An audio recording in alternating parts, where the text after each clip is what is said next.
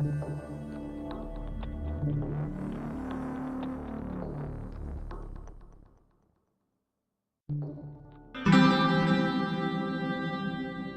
are these people? Who are these people? Good evening, everybody. Welcome, or afternoon, but whatever. Welcome to Angel in the Afternoon. I am, your host, Angel Rivera, alongside Alex. How we doing today? Good. How about you? I'm good.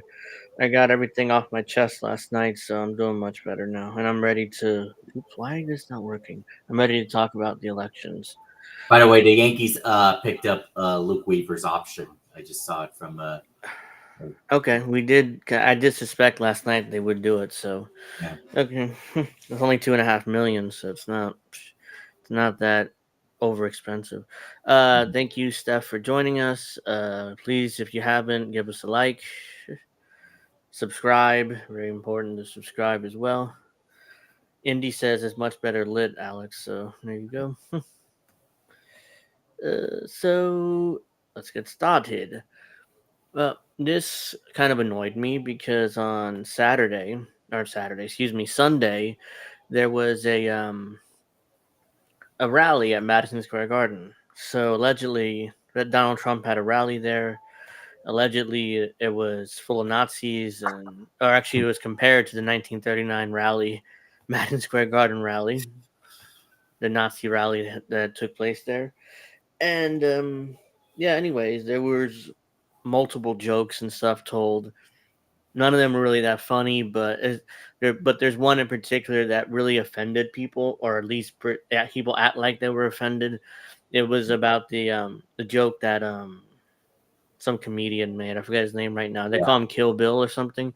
Or he has a podcast that name. Yeah, so he said that Puerto Rico was a island of garbage or something like that. I'm gonna play the clip in a moment here. So I don't remember the exact. So thank you very much for joining us. Make sure you like, make sure you subscribe. I don't have a good habit of promoting myself, but I'm sorry, I forget. So I run up here, I do it, and I get the hell out. But yeah, thank you everybody for joining us. If you haven't already, please like, subscribe. I just said that 3 times now, but I digress. So yeah, anyways, there's a lot of fake outrage about Tony this. Hinchcliffe, that's who it was. That's Tony Hinchcliffe. Yeah, okay, yeah. I've read his name. I've seen him plenty of times before. He's a comedian that does roasts for the most part. So, which is why when I heard him say that, I'm not shocked by that. That's all this guy does. He just roasts everybody. Yeah. But all of a sudden, here comes these fake outrage from people like, "Oh my, how dare you? Puerto Rico isn't garbage." Including AOC and Tim Walz, who's playing Madden, by the way. That's terrible. That's terrible. So yeah, I'm gonna get to that too. But so here is some. Hold on, I didn't share my screen, so of course, not a good start when I didn't bother sharing my screen for playing this video. So, so here we go. I gotta be a better angle than that. So this is these are a compilation from the Kamala HQ account. Even though I don't follow this account, but it's constantly on my feed. So Go follow the Kamala HQ Lice account, though. I do follow that account though, but this one is constantly on my feed, even though I don't follow it. So CNN plays montage of Trump rally speakers going on vile, racist, and anti-American rants last night. Yeah, so that's another thing. Anti-American? Since when Democrats were so jingoistic about the country? I mean, 20 years ago, when I was a teenager, when I was 18, Democrats weren't that jingoistic. It was the Republicans, like, how dare you be anti-American? Now all of a sudden it's like switched 20 years later. It's like, wait, since when Democrats are so jingoistic? But apparently you can't be anti-American in the Democratic Party. So let's take a look at this. This is on compilation. This is Denver. These Latinos, they love making babies too. Just know that. They do. They do. There's no pulling out. They don't. Oh no. The reason why I'm laughing is because I have personal experience with this. By the way, I have no kids. I'm talking about myself in particular, but my mother, can you guys guess how many siblings she has? Like, give me a number in the chat. Or you just asking to chat? No, you too. You want to give me a guess, you know? I'm guessing 4. It's much higher than that. Oh my So, god. how many? So, what do you think, chat? How many? How many siblings does my mother have? So many aunts, uncles I have. 10? It's higher? Yes. 20? Huh. You're getting warmer. Yo, Oh my Angel, I'm still upset about the Yankees making 3 errors in 1 inning to blow it. Oh yeah, if you we watched the no we watched went over the World Series Yeah, we last night talked and about it last night. we gave all those opinions, but yeah, that's brutal. But 30? That's too high. So we have 25? some guesses. Indy says 6, and Rafid says 6, Fred 11, 73 is too much. 25? Richie 20, 16, 13. So some of you are close. I mean, as far as I know, at least, my mother has 22 siblings. Wow. So it's around 22, and I have not met all of them either. So, so yeah. So when Tony made that joke about how Latinos don't pull out, it's kind of true. Which is why I chuckled at that one. They don't do that. I don't know if you guys know this, but there's literally a floating island of garbage in the Okay, middle floating island of garbage, he of said. the ocean right now. Yeah. I think it's called Puerto Rico. That's a cool black guy with a thing on his head. What the hell is that? A lampshade? I'm just kidding. That's one of my buddies. He had a Halloween party last night. We had fun. We carved watermelons together. It was awesome. It's the meeting he does that shit. Yeah. And now that's another one. How dare he say watermelons? I mean, blah, blah, blah. I was like, well, also it's a joke about black people eating fried chicken all the time. But And I'm sure, Indy can relate to this. We're both NASCAR fans. There's this driver named Ross Chastain, who every time he wins, he goes on top of his car, he gets a watermelon and smashes it on the floor or on the track. I actually seen that. I want why the hell does he do that? But it's like okay, yeah, I don't know, Indy, because it's around 22. Could be more, it could be less. So I'm not 100% sure. I know it's over 20, so it's around the low 20s. So I have to ask my mother exactly. Hey, how many brothers and sisters do you have? I know it's over 20. It's like low 20s, but it's true. That's why when I said like Latinos don't pull out, it's like it's pretty accurate. That's Huh? What a sick son of a. The whole party, a bunch of degenerates. She is the devil, whoever screamed that out. She is the Antichrist. It's going to be pretty hard to look at us and say, you know what? Kamala Harris, she got 85 million votes because she's just so impressive. As the first Samoan, Malaysian, low IQ, former California prosecutor ever to be elected president. After those disgusting warm-up acts, Trump they then... say disgusting. Those disgusting warm-up acts. But why did Tucker Carlson say Samoan? Well, it's making fun of her for being Indian first, and then now they turn around and act like she's black. So I guess that's just mocking her for that, Because initially when she became a senator, oh my God, the first ever Indian American senator, history made. Now all of a sudden, that she's running for president, she's black. He just turned black. So, and Trump is right when he said, well, she just turned black one day. It's like, well, he's not wrong there.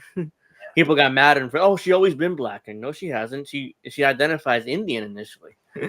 then ratcheted up his incendiary, vengeful rhetoric. I will launch the largest deportation program in American history. Going to get the criminals out. Got to get the criminals I out. will rescue every city and town that has been invaded and conquered. And when I say the enemy from within, the other side goes crazy.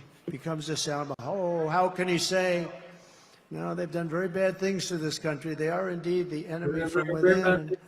But this is who we're fighting. They're the enemy of the people. We're the the enemy press. of the people. So yeah, those are some of the horrible jokes and vile rhetoric, vile racist and anti-American rants on CNN. These Latinos, they love. I don't need that anymore. So yeah, I mean, unfortunately, that's outrageous. Apparently, so I just saw it too. Yankees exercise their up. Okay, I just saw it now, but yeah, I mean, just I could pull up. Whoops, I should have probably saved some of this, but I didn't. So the reason why I got mad about it, not because of the joke, it's because of the fake outrage from the joke. Yeah. Oh my god. So and there's plenty on Twitter, X, Your Mama, whatever you want to call that place. So RFK Jr. says Tony Hinchcliffe is my friend. His special comic aptitude for shattering orthodoxies and offending sensitivities and made him the king of roast comedy. I was therefore dismayed but not shocked at his offensive joke about Puerto Rico, the President Trump's rally, la la la la. Basically, my strong ties to Puerto Rico in 1964 when I visited the island with Sergeant blah blah blah. So this is basically a giant. I don't care what he says. I ain't reading all that shit. Free Palestine. Yeah, I don't. Yeah, it's like he just goes on and on about his experiences in Puerto Rico and stuff. So to answer Witchy's question, it's Doom Eternal. That's my shirt. Doom game. Okay, it's a Doom game. Okay, I didn't even look at your shirt. So is Trump going to deport all politicians and bureaucrats? I'm done with that. Both parties. Well, I'd be fine with that too. I mean, but that's not going to happen. And just like he's not going to deport every illegal alien in the country. There's no political. There's no money for that. There's no political appetite for that. No matter how much Trump says, I'm going to deport everybody. He said that in 2016. He didn't do it. Yeah. So, exactly.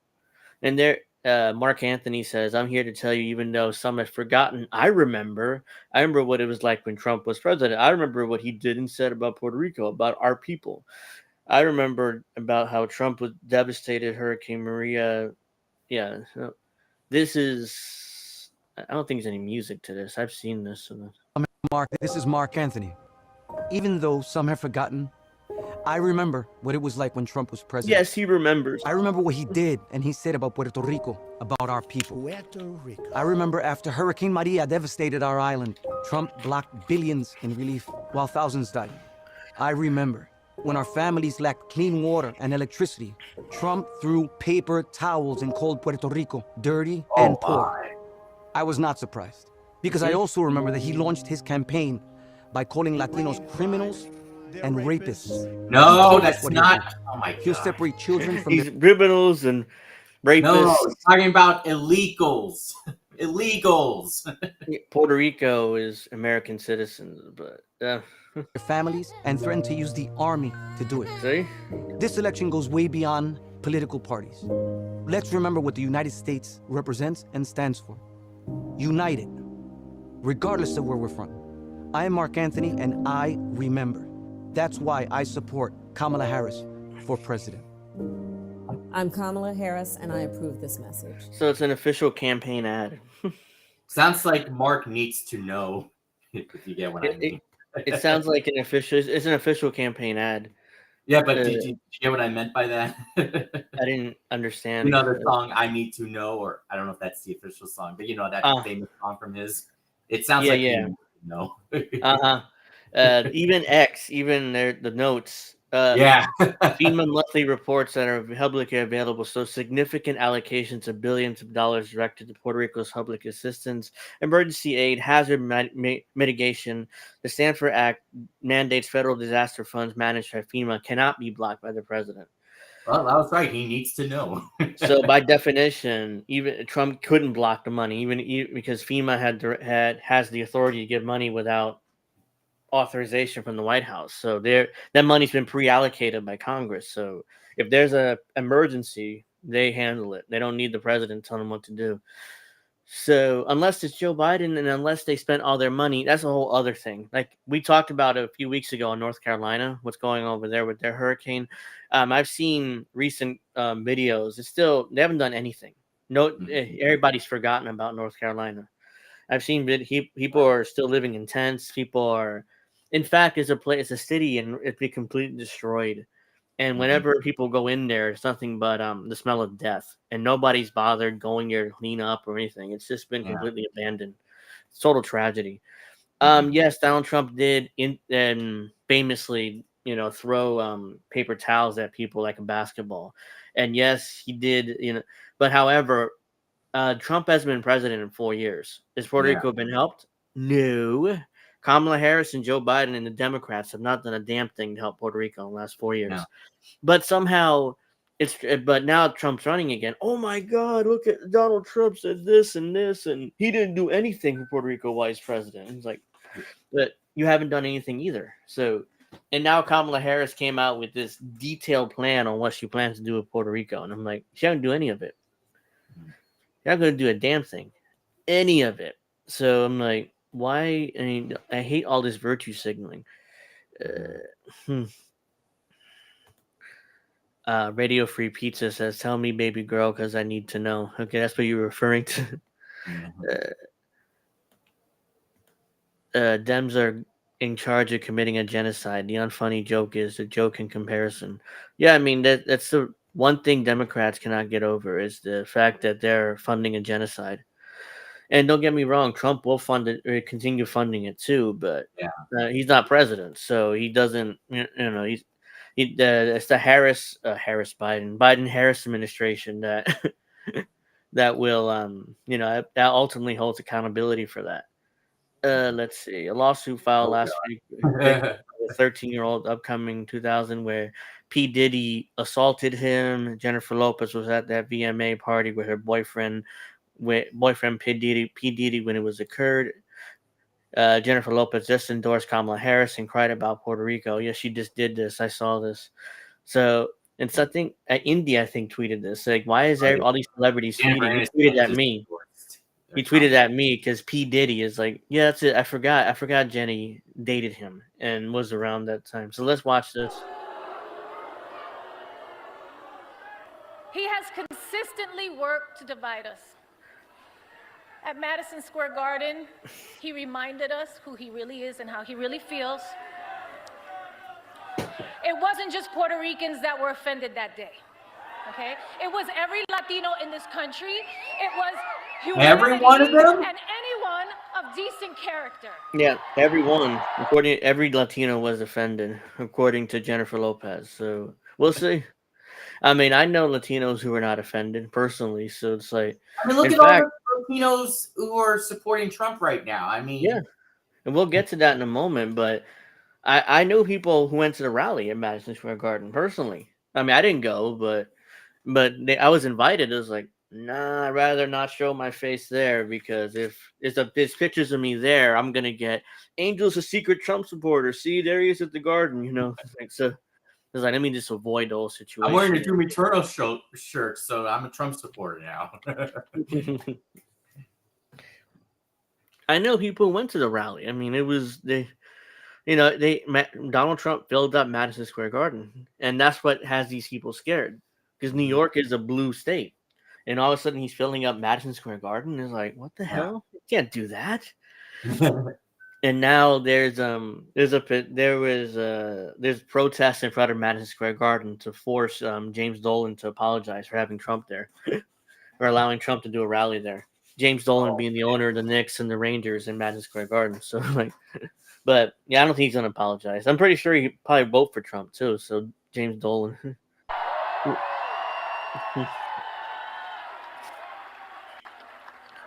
Look, you. Look. I'm a lover. Okay? You guys know that about me. I'm a lover. I am not a fighter. I am not here to trash anyone or bring them down. I know what that can feel like. Yes, go ahead. I'm a lover. Well, what happened with you and Ben Affleck just recently? Oh God, yeah, that relationship didn't work out, obviously. Cowboy says it was a lazy racist joke. Racists are more likely to support Trump. I'm so surprised. It's always the same talking points with these people. And I wouldn't do it to my worst enemy, or even when facing the biggest adversary I think America has internally ever had.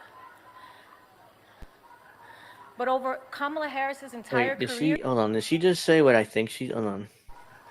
But over Kamala Harris's entire adversary, I think America has internally back a little ever bit. down.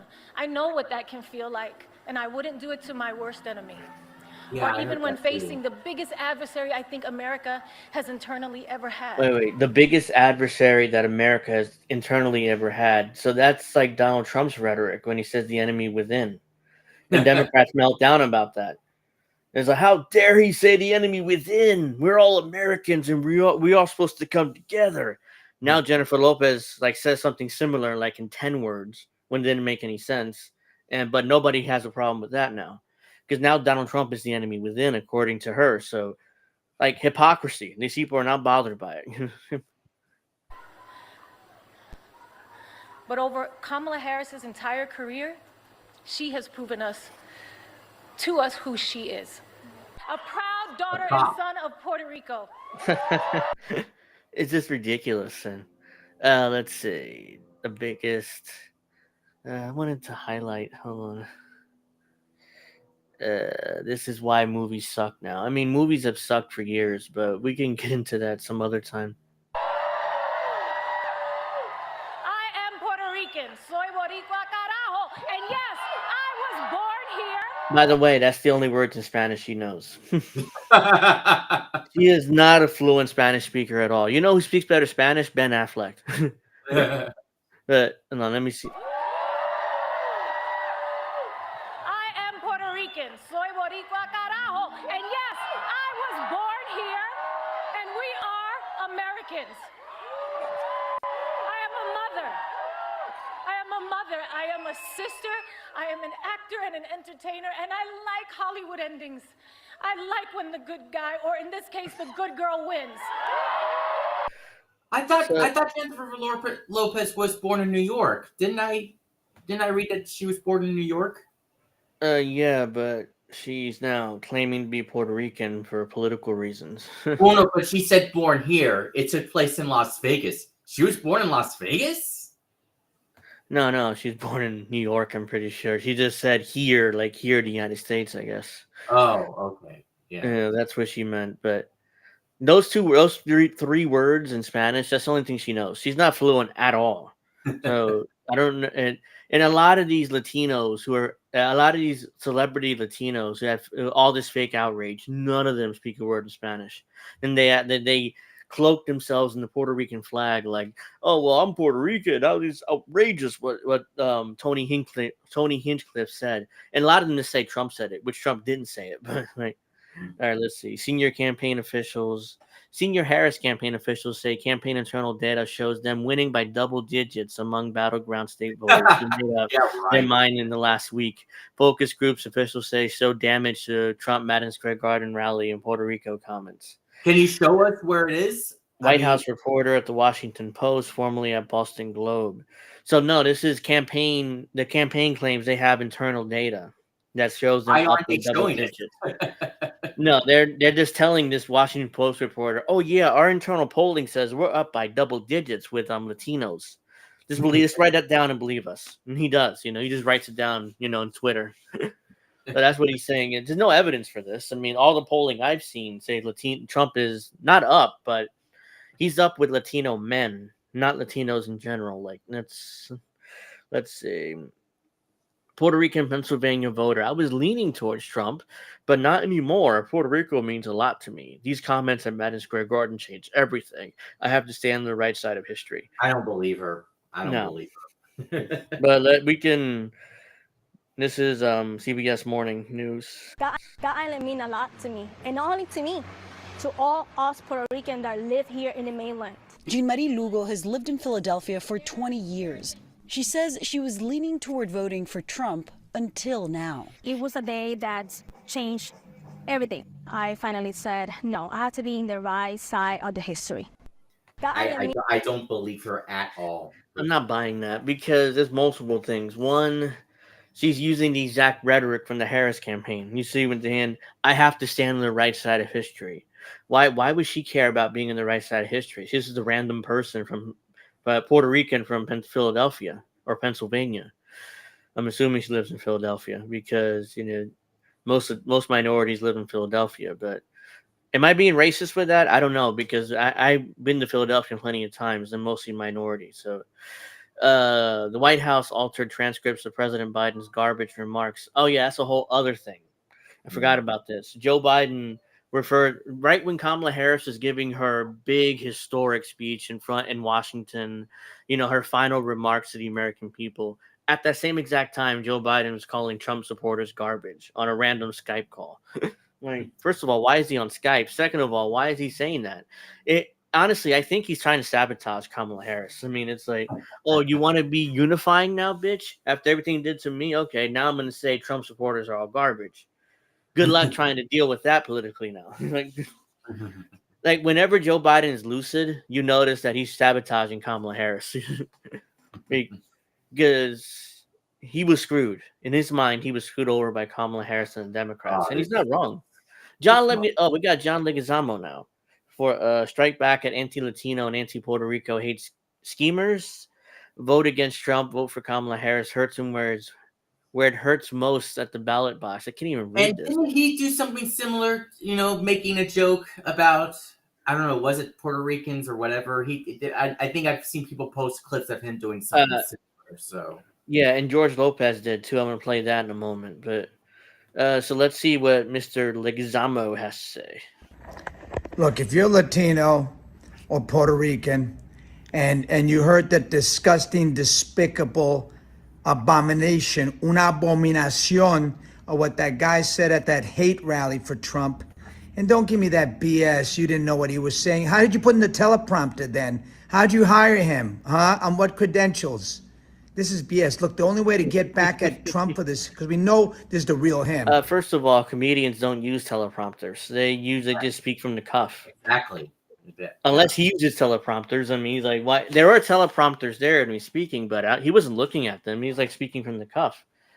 And secondly, what the hell is he talking about? Let's keep going. Remember when he threw the paper towels at those pobrecito allá in Puerto Rico after Maria? Yes. Hurricane Maria? That was horrific. I was so horrific. Ladies and gentlemen, he just did this. Like, hold on, let me. He just did this. Like, there you go. Was it disrespectful? Yeah, I mean, he's kind of an asshole for that, but it wasn't like he gave him the finger or something. He just did that, So he acts like oh my God, that's like the worst thing ever. So disgusted by his attitude, and we all New Yorkers know how he thinks about Latinos. We know what he thinks, especially Puerto Ricans. He's always had a deep hatred. We know that for a fact. Us New Yorkers, Latinos, okay? New Yorkinos. So you know how you get back at him? By voting against him. Vote for Kamala. Hurt him where it really hurts, at the ballot. Vote against Trump. He's got Trump shaken by his boots or whatever. Yeah, vote for the president. Vote for Kamala Harris. That's the Alec Baldwin brother. Yeah, and this is the joke he took. Look at this guy. Yeah, I already played this, but let's see anything else that. AOC. There she is. So she responded to Tony Hinchcliffe's tweet here. It's like, you're opening for Trump, calling Puerto Rico a floating pile of garbage.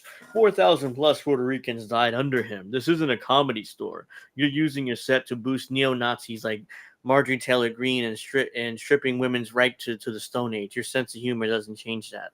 Hey, AOC, you voted to give weapons to neo-Nazis in Ukraine. Yeah, well, those are the good neo-Nazis, to be fair. Those are Ukrainian neo-Nazis fighting against the Russians, so they're good. Yeah. Neo-Nazis here in the U.S., they're the worst, and they all support Trump, so there's standards here. The U.S. has standards here. So there was a video, I guess it was a year ago, of neo-Nazis coming out in support of Joe Biden, if you remember seeing that. Yeah. AOC also says, before people try to act like this is some PC overly sensitive nonsense, I've been to Kill Tony shows. I'm from the Bronx. I don't give a shit about crude humor. But don't pretend that's your support for Trump is a joke. Own it. You're doing it. You're doing a set to support him. That's a choice. Which one is it? Because you're just saying that is overly sensitive PC stuff when you talk about this. They're like, oh well, I've been to his shows. I like his shows. I mean, blah, blah, blah. Like, no, you don't. All right, let's see what this is. Live from the garden. The rally Live was from great. Puerto Trump Ricans is the for best. Trump. Trump 2024. Yo, now that I got my fellow Puerto Ricans, obviously what happened there tonight, everybody's talking Beautiful, about it. epic.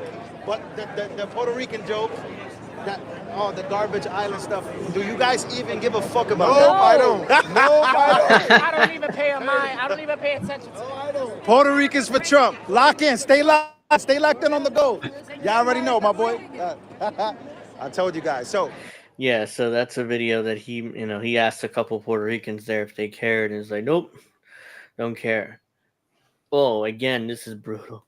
So Cernovich asked AOC, why don't you help your grandmother? Again, remember this tweet when she back in 2021 posted about how look at her house.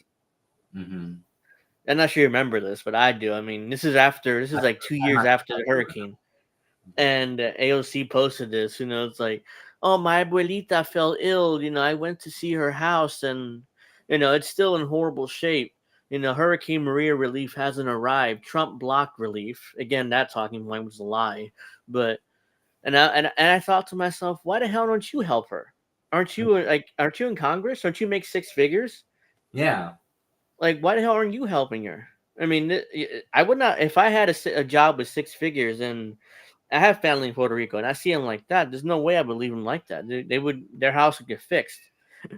But nope, AOC uses it for political purposes in order to attack Trump. Yeah. So that shows her to be a standard politician. So another infamous moment when she was crying. So you guys get the point, I mean, let's see if there's any more about Lincoln Project. They of course had to come out with a shitty ad. Let me see. Oh, don't tell me they're using Puerto Rican music too. Let me see. I'm curious. You don't fuck with Puerto Rico. We will decide this election. We will say no to the politics. By the way, that coqui, that's an animal that's in Puerto Rico. It's like coqui. That's why it's everything. It's every like pun, like with the drums too. And hate and division. We will say no to white supremacists in our streets and ravaging our capital. We will say no to racial insults, no to the MAGA agenda, no to politicians counting on our vote but laughing at us behind our backs. And we will vote for change, for inclusion, for change. Wouldn't you vote for Trump then? Because he's a change candidate. Not Kamala Harris. She's part of the administration currently. I'm sure Rick Wilson really gives a fuck about Puerto Ricans. Oh yeah, he's just using it for political purposes. Again, like every other gringo or any other white person, that is using it for political purposes. Mm-hmm.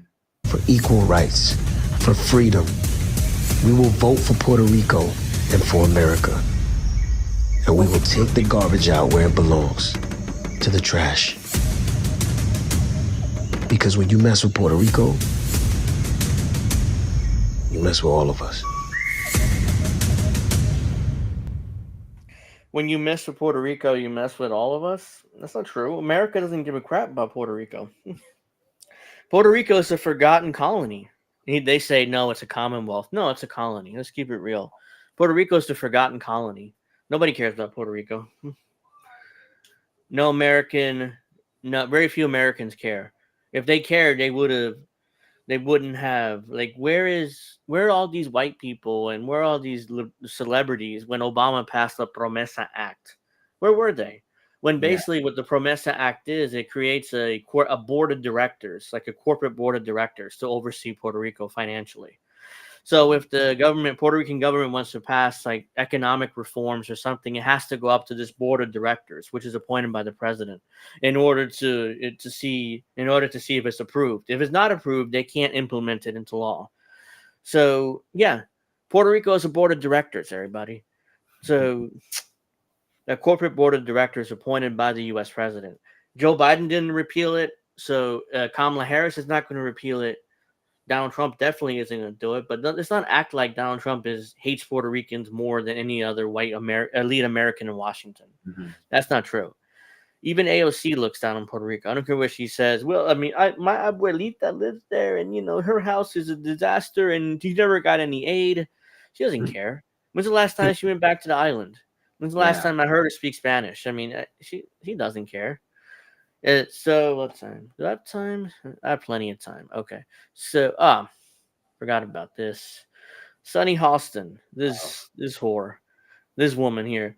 She's Puerto Rican, but she changed her name. I think her name is Concepcion. Hold on, let me see. I mean, Sunny Halston.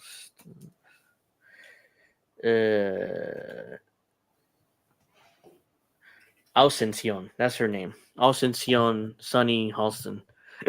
So her name is Ascension, but for some reason she changed it to Sunny. Her excuse was, well, people couldn't pronounce my name, so I had to change it. Now all of a sudden now she's coming back and she's half Puerto Rican and half African American. So all of a sudden now she's pretending to be Puerto Rican, even though she doesn't speak a lick of Spanish either. I'll be right back. So she doesn't speak a lick of Spanish either, guys. So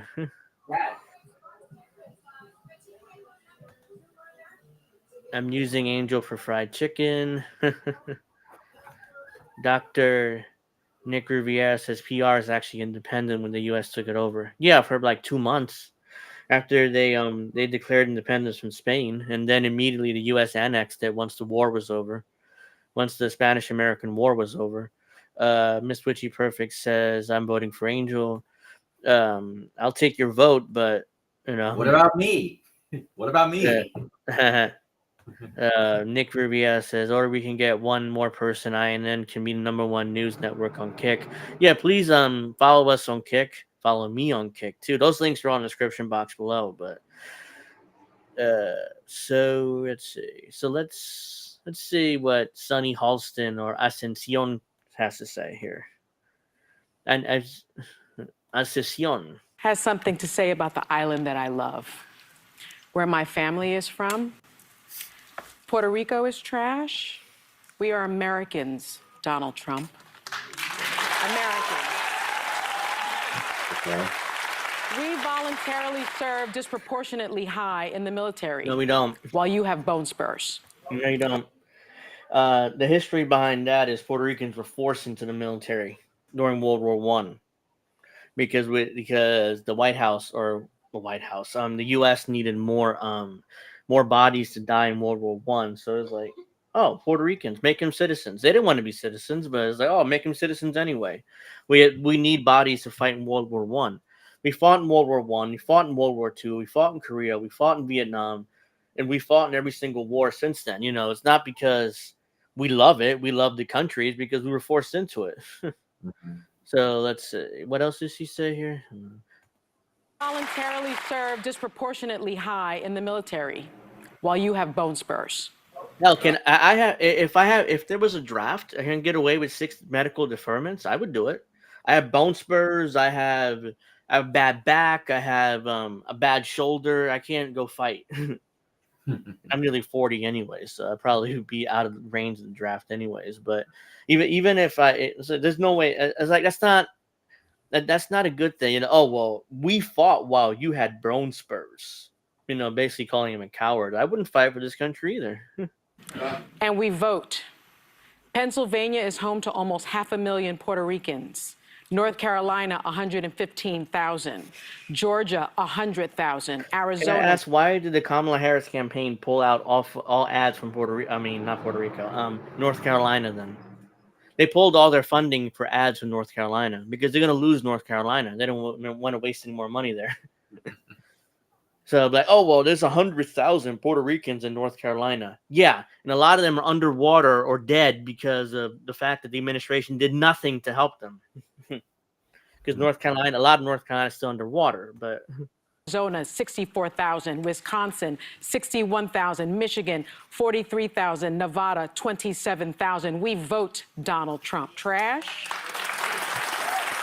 And by the way, Jennifer Lopez, Ricky Martin, bad Bad Bunny, Luis Fonsi, and Mark Anthony have over 345 million followers on Instagram. So what? I think you Who only the have 26 fuck cares? since you. So what? That's not evidence. That's not. Oh yeah, well, all these celebrities combined have 340 million followers on Insta. Whatever the hell she cares? said.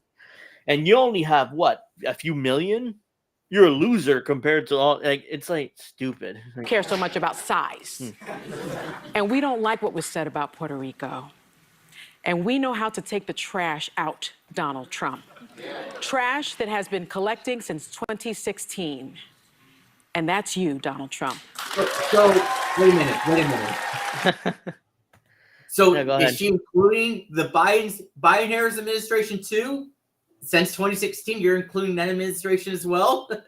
I guess so. So you can be Angel's VP, Alex, Angel Alex 2024. Okay. They don't. So I'm nearly 42, Angel. That's not stopping Zelensky from grabbing older men off the streets and sending them to the front line. So I was talking about here in the U.S., but I see your point. You know, like yeah, I mean, that's not stopping Zelensky from grabbing old men and putting him as cannon fodder in front of the Russian military. And finally, my fellow Puerto Ricans, Trash Collection Day is November 5th, 2024. Don't forget it. You know. No, Trash Collection Day is November 5th, 2024. Oh my God. He really has Trump scared now. What is he gonna do? He really got him. I mean, I saw this and I was like, come on. Like, this is really I mean, she changed her name, first of all. Second of all, I doesn't know a lick of Spanish. Third of all, I just don't I can't stand when people do shit like this. And it's like this virtue signaling. Puerto Rico has tipped the scales in Pennsylvania to Harris. There's no evidence for that. Yeah. We are not trash. Puerto Ricans, make yourself respected. In protest of derogatory remarks to the Trump rally calling Puerto Rico a floating island of trash, Puerto Rican filmmaker Tito Roman poured red paint on statues of U.S. presidents in San Juan. Let's see what he said. I'm not taking a chance of that being copyrighted, so you can just read it there, but Yeah, well, it's laggy on my screen, so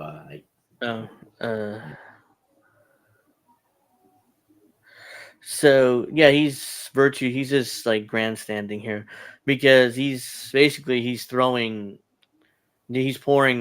red paint on U.S. president statues in Puerto Rico. Not because everything they've done to Puerto Rico over the last 100 years, no, because somebody at a Trump rally called Puerto Rico a floating pile of garbage.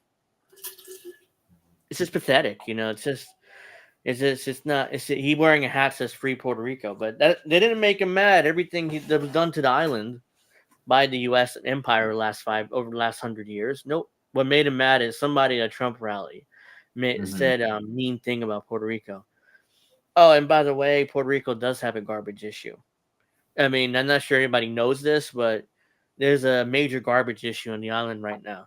All our garbage is ending up in Puerto Rico because the ocean is just like carrying it right to the island. So all our garbage, the landfills, ending up in Puerto Rico, which has been articles about that too. And I'm not sure whether that was what the comedian was referencing or not. He may have been, he may not have been, but there's an actual garbage issue in Puerto Rico. So we have AOC going on Morning Joe, which of course she is. Morning Joe. So as funny as TYT made her, it wasn't for TYT. There's no way she never got elected. When was the last time she appeared on TYT?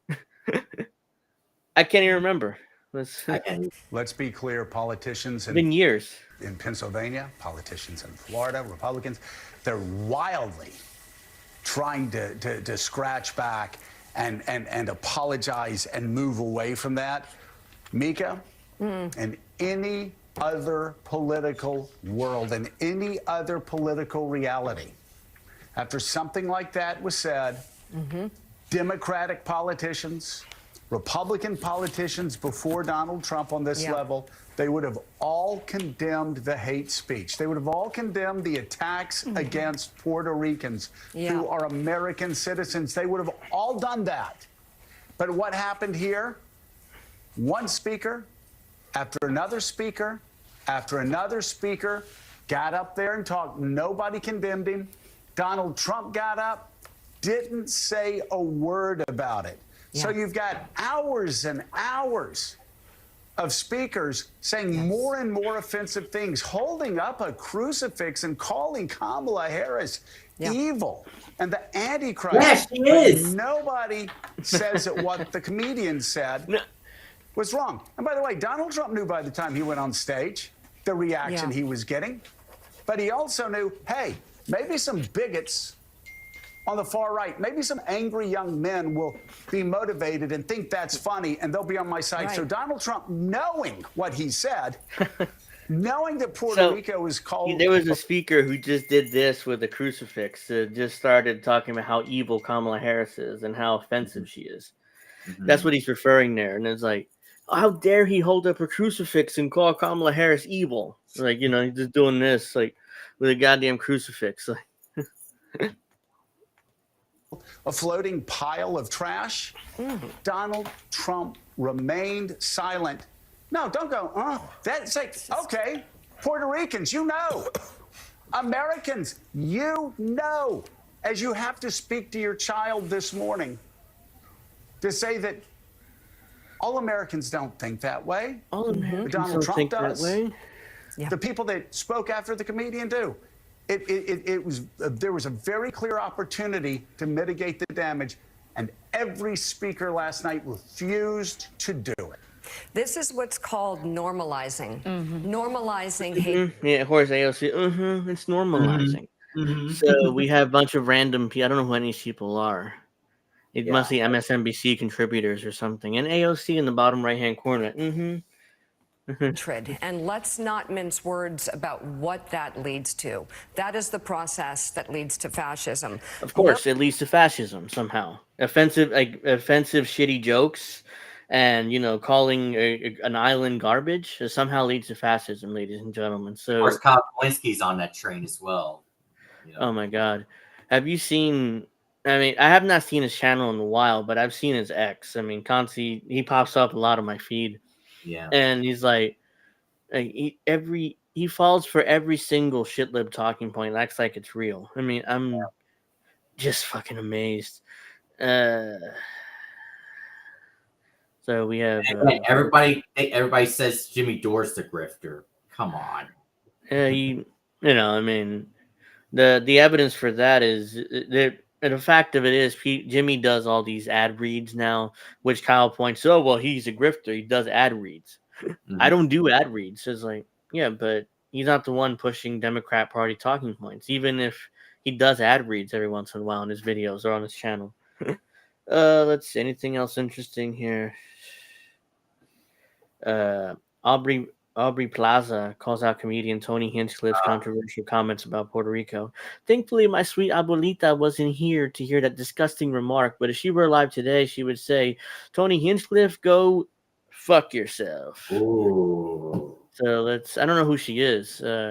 She's a famous actress. Or I don't know, famous, but she's also a comedian.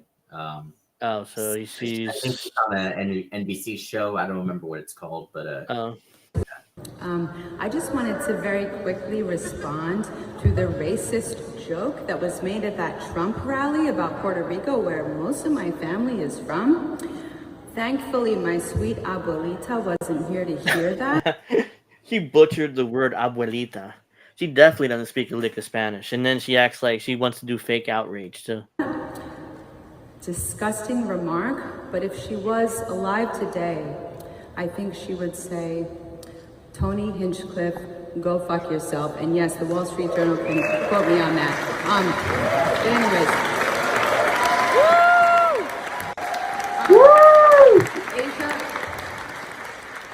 Well, there you go. She said, no, she wouldn't say go fuck yourself. Most likely she would say vete par carajo, pendejo gringo. That's what she would say. She wouldn't say go fuck yourself.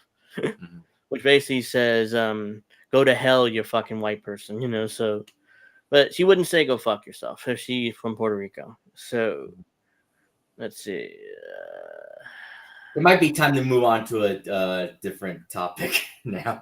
Yeah, I mean, I can keep going on this all day, but yeah. So apparently, AOC and fucking Tim Walz played Madden over the weekend. I mean, who plays Madden anymore? Yeah, so Madden has been such a shitty franchise for a long time. Just go watch Angry Joe's reviews on it. Yeah, it's awful. Is this real? Oh god, they're gonna use the Modern Warfare 2 airport mission. Is this real? Did they really play this? Or is this somebody just trolling? Like driving the wrong way, they think I'm a You're tourist. charging tourist prices up here on tourist these fares. Oh, this is San Fran. Watch this. I'm flying for this. Yeah, they're trolling. Somebody just put that there. Out of the way, people. Oh, that was a problem. That is a problem. Yeah, that's definitely a problem. Yeah, this is trolling, and they actually didn't play this, but yeah, that was. If you guys don't know, that was an infamous mission from like Modern Warfare 2, where you were undercover as a Russian terrorist, and you had to go to this airport, an American airport, and just shoot everybody dead, like just innocent people, like just gun them down like they're cannon fodder. So But just remember, no Russian. Yeah, that's why it's Russia bad. So I'm surprised that Democrats don't use that. Like, you see, Russians are evil. Look at this game from 20 years ago. So let's see. It's AOC and Tim Walz takes Twitch by storm. Walz and AOC play Madden on Twitch to discuss the Project 2025 playbook. Hey, we play video games. Vote for us. Yeah, that's what they're doing. It's just phony. Like, Nice round. I tried. Are we going to play some ball or what are we going to Yeah, do? let's do it. I'm ready to play. Are you? I'm ready to get beat. All right. Yes, I'm ready. Let's do this thing. Oh, no. oh no. You got a good quarterback. You got a good quarterback. That's Josh He Allen. is. I know. He is a good quarterback. He's a good quarterback. Oh my God, that's terrible. I tried. See, Yeah, you're a pro it's though, laggy. so you can call these audibles. That's weird. I mean, it's not lagging here. I mean, like at least when you play the clips, like when you scroll down on the internet, it doesn't lag. But just for whatever reason, when you play clips, it just won't play. Is it lagging for you guys in the chat too? I can probably reload this if it is. Well, I think I know what these guys are doing, but I don't. Oh, now I can damn see it button to better. push to Yeah. make my guy be Okay. a beast. And I keep going back to this. This is Project 2025 from Personal Freedoms. I think a lot of the folks on here are kind of independent folks, independent thinkers about things. Why would you want the government telling you what books to read or what doctor to see or how big your family can be? That kind of stuff is ridiculous. And so I think you talk about football planning, it's the same way. If you're going to draw up a playbook in football, you're going to use it. Those guys drew up a playbook, and it's Project 2025. And they put millions of dollars into Project 2025. You don't spend millions of dollars without planning to use it. Oh, God, no. And it's all these people around him. And J.D. Vance said, I don't know anything about it. He wrote the foreword of the book of The Architect. So, But people already said that Trump and all those people, they didn't create it. So yeah, that's they're obsessed with Project 2025. There people trolling AOC and Tim Walz are putting footage that games didn't play. You talk about that's Mario Kart, obviously. Tim Walz promises to make AOC Speaker of the House. Like, and had need another reason to vote for Trump. He did do this. yeah, I heard that too. We're going to win this election. We're going to make you put a gavel in your hand in the House. We're going to win this election. We're going to make you put a gavel in your hand in the House. And a lot of people are saying, well, that doesn't mean Speaker of the House. That means they'll make her a head of some sort of committee or something, which I wouldn't be surprised they gave her that. Because Hakeem Jeffries is not going to allow AOC to, bump her on the Speaker of the House thing. So there's no chance of that happening. So it's how can you not love American politics? A wannabe dictator has 50% chance of becoming president, and Tim Walz is playing against AOC in Madden NFL 25. This is only America, huh? Look at these two morons playing Madden. Like, I have not played a Madden, guys. I want to say nearly 10 years now. Yeah. And last Madden I played was it 25 right now? Had to be. And my nephew played. I played my nephew. It was like 10 years ago though, and I haven't touched I it can't since. remember the last time I played it. So It's been a long time for me too. So there you go. Somehow playing Madden is a game that'll help get votes. I don't understand the logic when most people that watch Twitch are younger, like underage. They can't vote. I mean, most older, like unless you're 18, 19, 20 years old, then you're probably not going to be watching Twitch.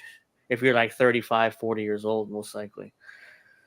Oh god, watching Dumas play video games is low key very calming. They're trolling them. Look, they're just putting other games there that they weren't playing. yeah. They're just trolling them. What did Tim Wall say to AOC during his Madden stream? Huh? I don't know. What did he say? Can I do it? I don't know. I'm coming hard on this one.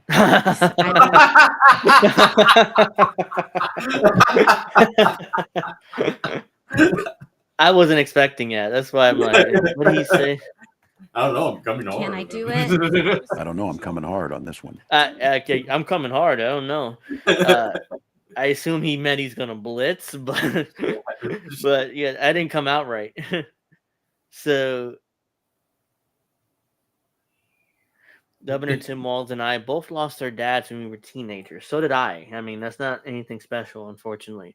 A lot of people don't know that Social Security also helps you lose a spouse or parent if you're a kid. It's so important that we defend and expand it.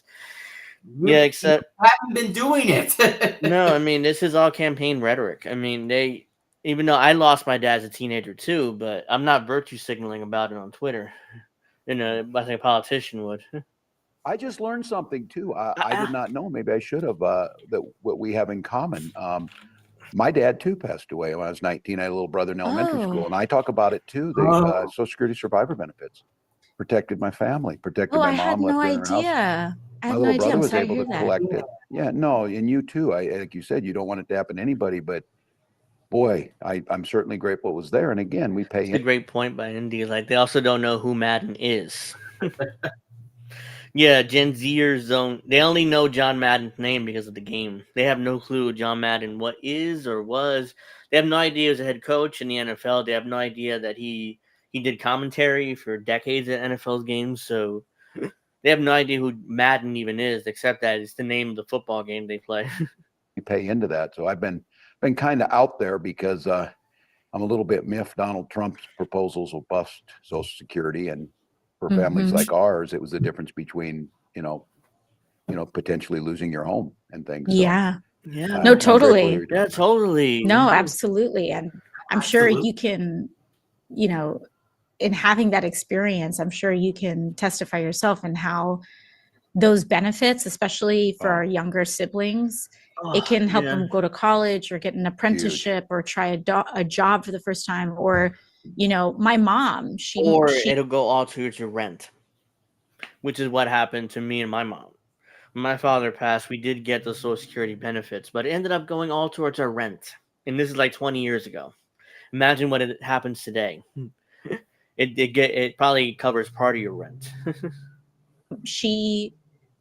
my mom being able to access my dad's Social Security benefits as a survivor everything. benefit. My mom went back and had to get a job, to work because we didn't, medical debt broke her. But I oftentimes talk about this when I hear people say, "Oh, just pull yourself up by your bootstraps." We didn't have any boots. Social Security survivor benefits were the boots, and we pulled ourselves up. Yeah. And my little brother went to college, and my mom went out and got a job and continued. It's just really smart. So when I hear these guys call it a Ponzi scheme, I guess Donald Trump doesn't care if he gets a Social Security check. My 90-year-old mom does. She needs it. And you don't care either. And you don't care either. Thank you, Steph. I mean, Let's not forget he's friends with school shooters.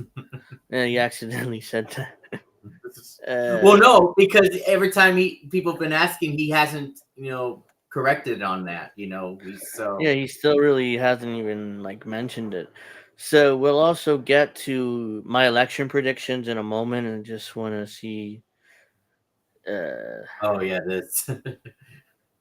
You know what was really embarrassing? AOC and Tim Walz acting like they were playing football. The problem is the controller wasn't even on. It wasn't. Oh wow. It really wasn't on because you don't see any lights there. It's just doing this. So who was playing the game? It wasn't them.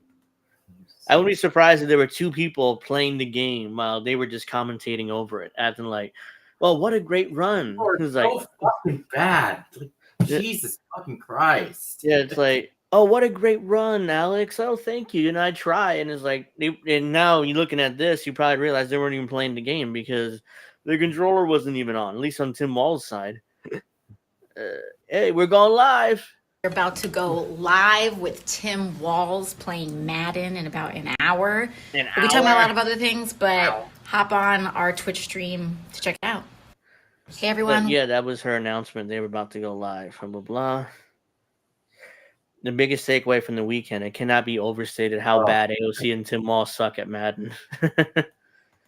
Oh boy! Why would you? Because they probably weren't playing the game. No, and I keep going back to this. It's this Project 2025 from Personal Freedoms. I think a lot of folks on here are kind of independent folks, independent thinkers about things. Why would you want the government telling you what books to read or what doctor Snap to the see ball. or how big your family can be? That kind of stuff is ridiculous. And so I think on, That you is talk a about shitty football play planning, call it's the there. same way. If you're going to draw up a playbook in football, you're going to use it. Those guys, Yeah, I don't. a playbook, not and it's Project not a good 2020. thing to be talking while trying to play Madden. That's Yeah, there's like they're sitting there in a time, and I'm looking at the play clock. It's like snap the ball.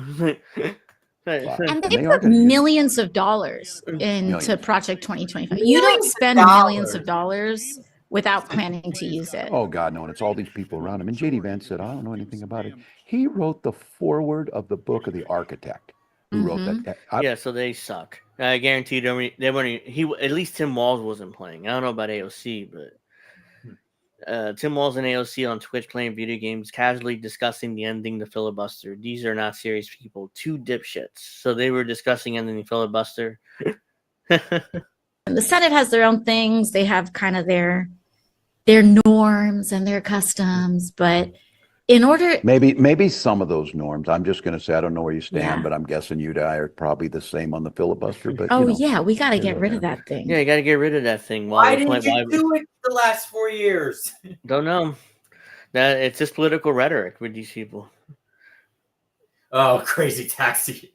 To the cable Out of the car way, stop. man. Oh my gosh. This is like Is New this how York you drive in taxi? real life? Or is that a smart? They must have actually comment about New York. I think they actually played Crazy Taxi because the commentary is matching this. So No. they I'm actually- saying you haven't played. No. AOC sound like they drive in real life. Like you haven't played Crazy Taxi before. probably not. But let me. And here we go. And then you got to drive them to their destination. To the Out cable of the car way, stop. man. Oh my gosh. This is like Is New this York how you drive in taxi. real life? Or is that a smart ass? Is that a smart ass comment about New York? Oh no! There we go. Yeah, see, sweet. Dude, Okay, hold you're on. good. I'm not bad. Oh my god. Wait. Oh, Wait, dude. you're like he overran his actually- spot. You didn't break. I had the money in my pocket. Hey, jackass! You didn't break. You just kept going past the like push the brake button. We need Don Lagrissa, or I think that's his name, to be ranting on these people. You know, the guy from the Michael K show. Oh, He's Don like, what are LaGreca. you LaGreca? guys doing? Talking about Don LaGreca. Yeah, I know you're talking about now. Yeah. Before signing off, AOC, Tim Walz showed AOC the classic Sega game Crazy Taxi, explained how his wife Gwen made him get rid of his Dreamcast and told her, "You need to get rid of this and be a real person. Tim should throw the election and become a Sega Twitch streamer." So according to his story, it's like apparently AOC never played Crazy Taxi because Tim Walz had to show her the game, according to this. So you're right. She never played this game. Played Crazy Taxi. Or is that a smart? Yeah, I mean, Kidding me? she never played this. No tap to pay here. Oh, I'm stuck. I got it back. Oh, I got Yeah, it. reverse. Oh Yeah, my reverse. gosh. It's a new deal. The Now music drive. is good. She never played this game. Oh well, the music is good. Like, you don't know Oh, here that we go. Offspring Oh, sorry, song? dude. Up here. No, I mean he's not playing it that well either. He's all over the place. Yeah, see, it's not bad. It's kind of retro, right? Yeah, I like it a lot.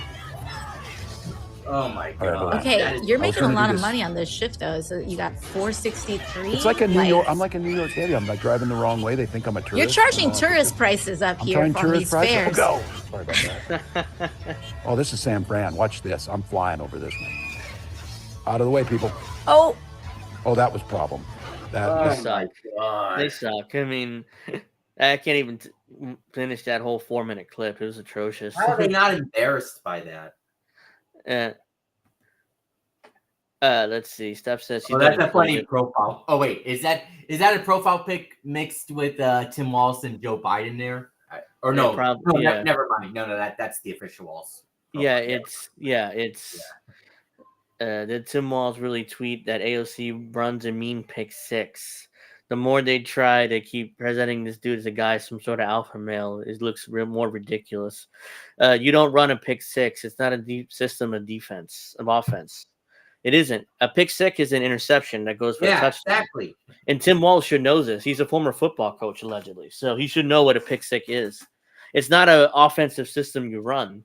It's like AOC can run a mean pick 6, and I can call an audible on a play. We both knows what that is, blah, blah. Why would he say he's a football? There's no way he wrote that tweet. If he wrote that tweet, then he's a bigger idiot than I thought he is. Unless he meant that in sexual terms, if you know what I mean. Oh, God. AOC and Tim Walz react to Joe Rogan laughing at Trump denying the election.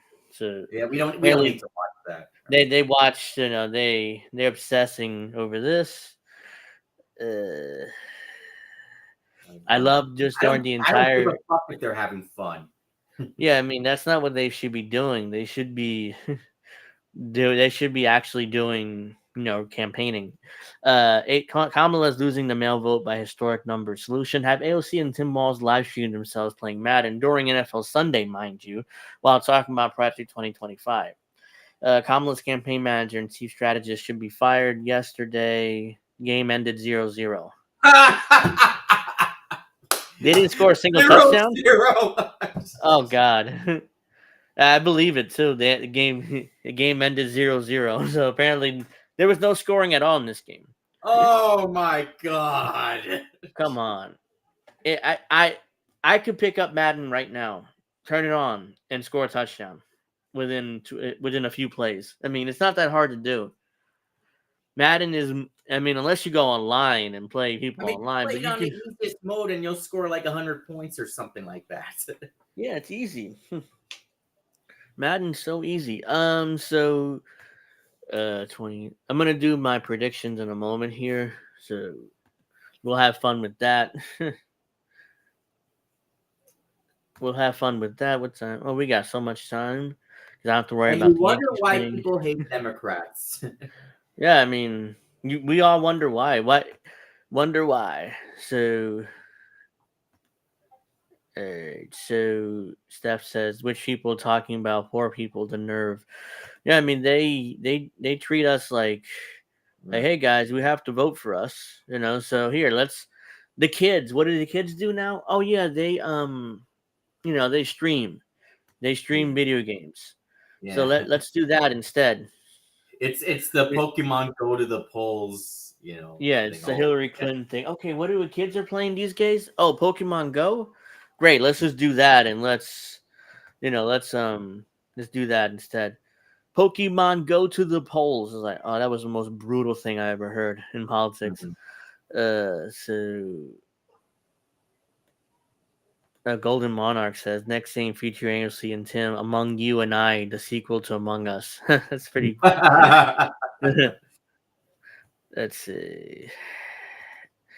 Project 2025 playing Madden. Got it. Yep, exactly. So let's see. So this is the map. According to the polling, there's not that many true swing states. Hold on, unless this is something I did. No, I couldn't have done this because I don't know why they have these Alaska's a red state.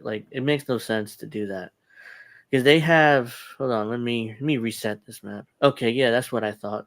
I did that before playing around with it. So these are all the the states that are in brown like this are the toss-up states. So, and the states that are like in like that pink color, it leans Republican, which is ridiculous. Alaska leans Republican, really. Texas is not leaning Republican; it's a Republican state. Florida is a red state too. Ohio is pretty much a red state at this point. So the true swing states, really, North Carolina is probably going to go red too. Yeah. So again, why is Iowa here in pink as like a lean? It's red. It's a red state. So right now, the only true and New Mexico is a blue state. Like they have it lean blue. If Trump wins New Mexico, it's over. He's going to be the president if he wins New Mexico. New Mexico's a blue state too, pretty much. So you have Wisconsin, Michigan, Pennsylvania, Georgia, Arizona, and Nevada as your true like swing states, kind of, the toss-ups. So Virginia's a blue state. Let me look at. Did they have polling here or what? No, they just have that. And I'm curious. Because Virginia is pretty much a blue state, but I'm not sure what polling looks like. I haven't seen.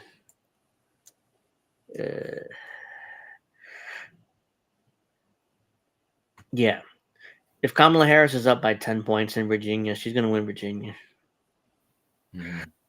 Like it's pretty much a blue state now. It used to be kind of a toss-up state 20 years ago and even 10 years ago, but now it's like it's pretty much a blue state. You have a lot of people from New York and New Jersey moving down to Virginia, and it's turning into a blue state pretty much. Even the more Republican parts of the state, they're being dominated by all these liberals and stuff moving down there. Sorry, Virginia. We're pretty like left wing here. Because a lot of them are moving down to Virginia. It's kind of like Texas, because a lot of like California liberals and people that live moving to Texas. So right now, I'm sure people in Texas are like, "Damn, they're gonna make this into a blue state too." Yeah, let's. Trump and Harris. Let's see, Arizona. Trump is up by 1. There's another poll has a Harris up by 1. So these are all. So McCormick, where's the average of polls? I don't want to see. This is annoying. So small too. So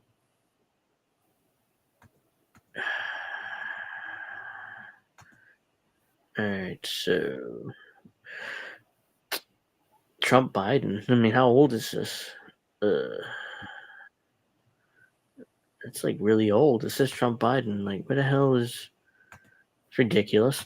But yeah, these are all your swing states that are in purple, that brown color. That says, "I'm so glad I'm voting Angel Alex 2024. Do me proud, boys." And thank you for your vote. So the latest national polls has Trump up by 1. Another one has Trump up by 2. Some have Harris up. So it's going to be really, really close. Now the question is who's going to win which states?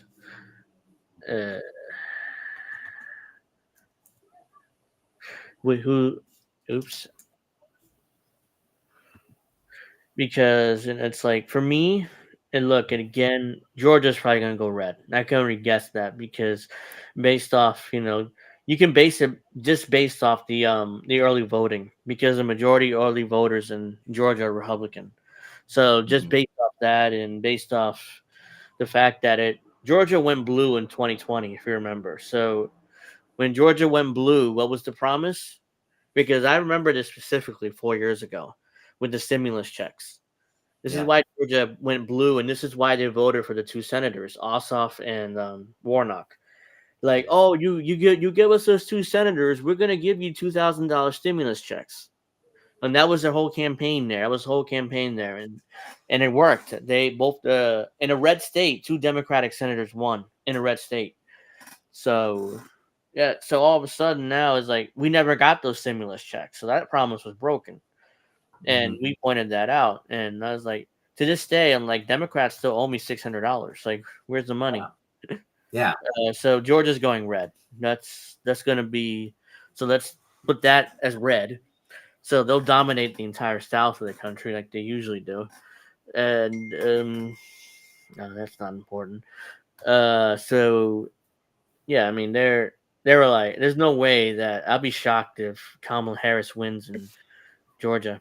So election polls, why can't I see? Okay, here I think I may have found it. So Arizona, there's a few polls here. Arizona has Trump up by 1. There's a poll. Another poll has Harris up by 1. Arizona has Trump up by 1. In Nevada, there's a poll that had Harris up by 1. Another poll in Nevada has Trump up by 2. Another poll has Trump up by 6 in Nevada, which I don't believe necessarily. It's probably an outlier. Pennsylvania, a Washington Post poll has Harris up by 1. A USA Today Suffolk poll has Trump and Harris tied in Pennsylvania. There's another one that has Trump up by 2. Another poll has Harris up by 2 in Pennsylvania. So it's like, oof, this is so close. So if I had to guess, I guess that Pennsylvania, Trump's going to win, especially if you heard from John Fetterman, who's a Democrat and Kamala supporter. He even said Trump's going to win. So whoever wins Pennsylvania is going to win the election. That's probably my guess of what's going to happen on Tuesday. And yeah, I tend to lean. The reason why I tend to lean towards Trump too is because of that, and also because Pennsylvania went blue last time, and a lot of these states went blue last time, and Biden barely won the election by like 30,000 votes in like 3 different states, which was that Rust Belt there. That what decided the election. So there's no way a lot of those votes are going to go Kamala Harris's way, especially after 4 years of the Biden administration. So there, if you give Pennsylvania to Trump, just forget about everything else. It's over. He has 269. Yeah. All he needs to do is either carry. Michigan. Michigan, Wisconsin, Arizona, or Nevada. He carries any one of those states, is over. And hell, worst case scenario, let's say, why is these like light blue? You should be fully blue. I hate that. So there's different districts, like in here, and all this. This usually go blue. Hold on, let me see 2020. I don't know why that. I don't know. I guess that goes blue, that extra district there, because there's a realistic it could tie. There's a realistic possibility that this election could be tied, like 269. It's never happened before, but let me see if all these states go blue. I'm just curious. 243.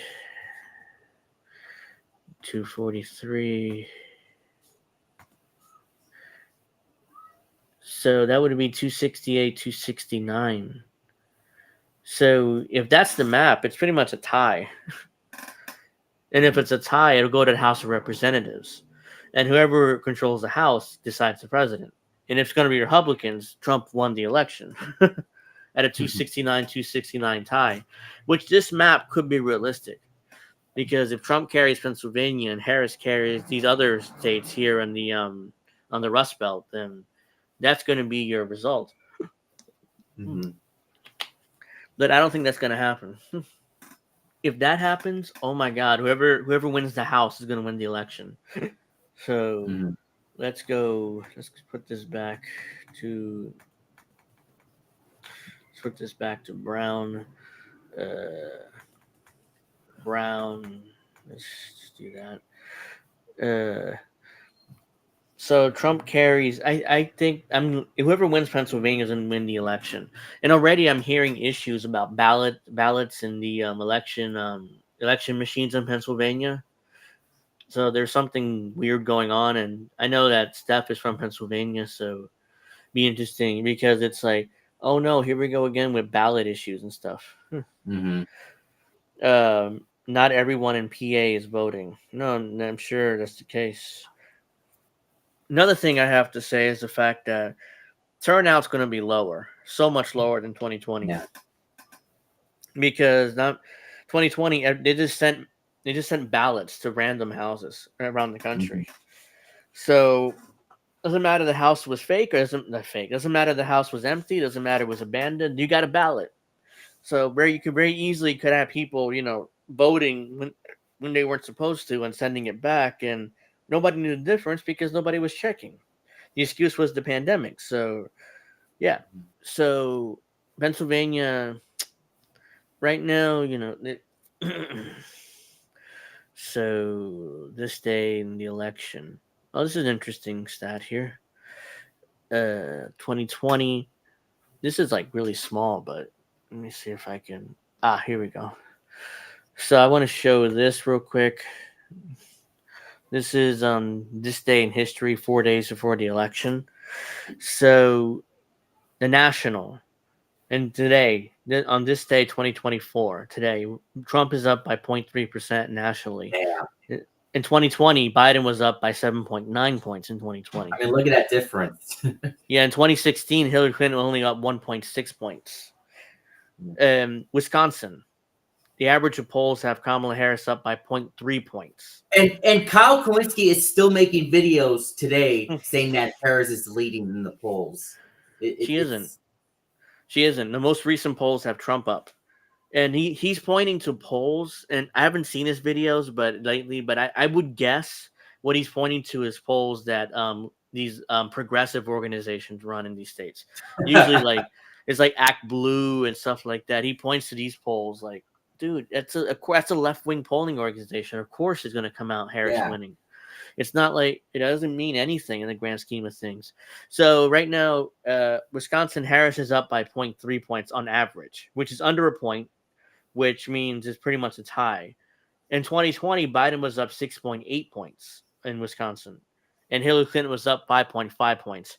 And oh, by the way, Hillary Clinton lost Nevada in 2020, so that shows how off the polls were then. Let's see. In Pennsylvania, the average of polls has Trump up 0.4 points. Wait, did you say Hillary lost in 2020? Is that what you said? 2016. If I said 2020 is an accident, I meant 2016. But so she lost Nevada, Wisconsin in 2016. In Pennsylvania, Trump on the average of polls, Trump is up 0.4 points. In 2020, Biden was up 3.6 points, and Hillary Clinton was up by 3 points in 2016. So right now, Biden barely won Pennsylvania. It was like really close in 2020. 2016 has Trump up. Yeah, I agree. Trump's going to win Pennsylvania. And Ohio is brutal. Trump is up 6.9 points on average. 6.9 points. Yeah, that's even worse. But Trump is up 6.9 points in Ohio. There's no chance Democrats win Ohio. No matter how much they want to, we're making headway in Ohio. It's like, no, you're not. Not according to the polling. Biden was up 0.2 points in Ohio in 2020, which he lost that state, by the way. And Trump was up 2.7 points in 2016. So he's built up a massive. I mean, just look at how much Clinton was up at Michigan. Clinton and Biden were up at Michigan, and now you look at Kamala. I mean, holy shit. No, I mean, I'm looking at this. I pretty much made up my mind here, but let me read it out. In Michigan, Harris is up 0.8 points, 0.8 points. Biden was up 6.5 points, and Hillary Clinton's up 5.5 points. So remember our history. Hillary Clinton lost in Michigan in 2020 or 2016. I said it again. And Biden won Michigan in 2020 with that 6.5 point lead. So that tells me right there, if the polling is accurate, I can basically make a call here. That tells me that I think Trump's going to win Michigan. And if he does win Michigan, he wins Pennsylvania, it's over. Yeah. But let's see. And Kamala has no one to blame but herself in terms of Michigan after what she did. Did you see the Muslim voters, like that organization? Endorsing Trump. Yeah, I saw. Oh, that's brutal because And then, and also Jill Stein is ahead with Arab voters in the whole country. Yeah. I mean, she's like at 40%. I'm like, whoa. Yeah. I've never seen a third party gain 40% with any group, any group. That's historic right there. It's like she might get over 5% of the national vote, and if she does, that Green Party can finally get federal funding, and we'll see what happens from there. But let's see, Arizona, Trump is up 2.3 points in Arizona on average. In 2020, Trump was up 0.6 points, and in 2016, he was up 4 points. Yeah, Why and is then Arizona? Wisconsin, Clinton 5.5, Biden 6.8, and then Harris only 0.3. I mean, that tells me that this is so I'm gonna put Arizona in the red column because the polling is clear to me, and so Arizona. Why in the world would they think Arizona is a toss-up when historically Trump was up 4 points, and 2020 was up 0.6 points? The reason why they think that because Biden won in Arizona in 2020, so they're thinking, well, I mean, it could happen again, I mean, but Trump is up by average of 2 points, so it's not like it's 0.6 points. All right, so now let's go to Nevada. Kamala's cooked. She's really cooked. This polling is brutal for her. Nevada, Trump is up 1.5 points on average. In 2020, Biden was up by 4 points, and in 2016, Trump is up by 2 points. So again, the average of polls are usually not wrong, especially when it comes to the swing states. The national polling, it's usually spot on. Like in 2016, Hillary Clinton was up by 1.6 points nationally, and she won by 2 points, something like that, in the national vote. But ultimately, she lost because of the Electoral College. But let's see, Nevada, Trump is up 1.5 points on average as of today. So I don't think that's changing really, honestly. So if the polling, look, you also have to give Nevada to Trump at this point, and that puts him over 300 electoral votes. Let's see. North Carolina, Trump is up 1.5 points. Biden is up by 1.2 in 2020, and Trump was up by a point. Trump is winning North Carolina. Again, I don't see how Kamala Harris win this election. In Georgia, Trump was up 2.6 points on average today. Biden was up 0.8 points on average. He ended up winning Georgia. And Trump was up 4.6 points in 2016. So Trump is definitely winning Georgia. I don't see where the Harris campaign thinks they can win this election. Because Georgia's red. That's definitely a red state at this point. And where am I? Here we go. Georgia's a red state. Georgia's a red state most elections. 2016 and 2020 was a special circumstance because of the pandemic. There were all these extra votes out there because of the stimulus checks Democrats kept promising us. If you give us 2 senators, we can give you those stimulus checks, which we give you those $2,000 checks. Oh, it turns out it wasn't $2,000. It was $1,600 or $1,400. Like you owe us $600 still. That's so Wisconsin. Harris is up 0.3 points.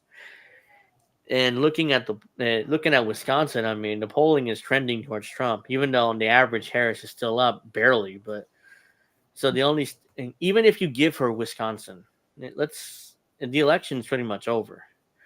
If you look at this map, I mean, this is like, or if you let's say even give her Wisconsin, Trump is still over 300 electoral votes. So let's be nice, and I'm going to give her Wisconsin. Look at that, 336 to 302. She's cooked. Like there's no path for her to win this election. There's absolutely zero path for her to win this election. Even if you give her Wisconsin, as Trump would say, it's going to be a bloodbath. Look at the sea of red on that map. It's a sea of red there, just like it was in 2016.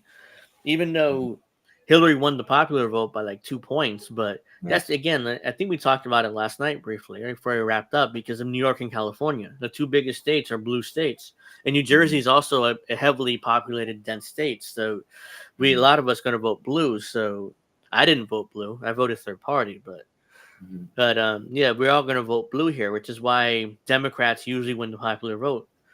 Like Democrats, there was only one time. Before that. One time in the last 20 years that a Republican won the popular vote. It was George W. Bush in 2004. he beat John Kerry in the popular vote. Yeah. Which shows what a horrible candidate John Kerry was. Yeah. Then Al Gore won the popular vote in 2000. 2008, 2012, Obama won the popular vote, obviously. 2016, Hillary Clinton. 2020, Joe Biden. And I predict 2024, Kamala Harris in the popular vote.